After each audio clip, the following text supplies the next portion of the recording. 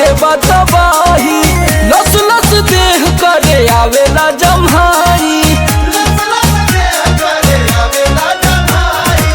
चैती बयरिया मचौले बतबाही, लस लस देह करे आवेला जमाही। कैसे बताई कैसे जाके दुख अपन राजा हम बखानी, और कैसे जाके दुख अपन राजा हो बखानी।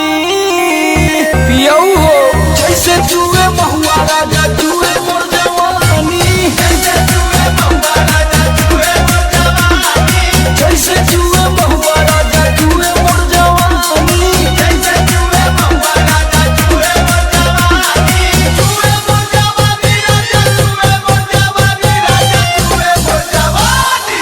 हाय रे गरमिया छोड़ाई देला पानी, हाय रे गरमिया छोड़ाई देला पानी, जैसे जुए महुआ राजा जुए मोर जवानी, जैसे जुए महुआ राजा जुए मोर जवानी। लागता कि सब लुटा जाइए राजा जी।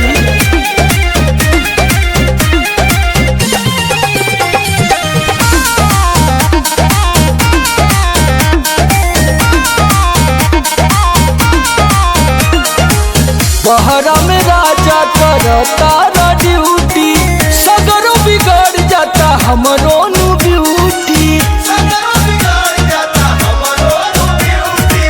बहरा में राजा करता ड्यूटी, सगरो बिगड़ जाता हमरो नु ब्यूटी। नाश होता राजा जी।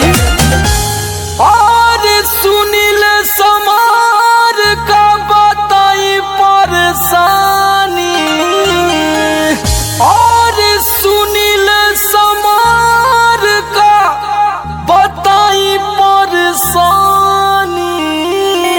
रउआ बुझाते नहीं खे जैसे जुए महुआ राजा जुए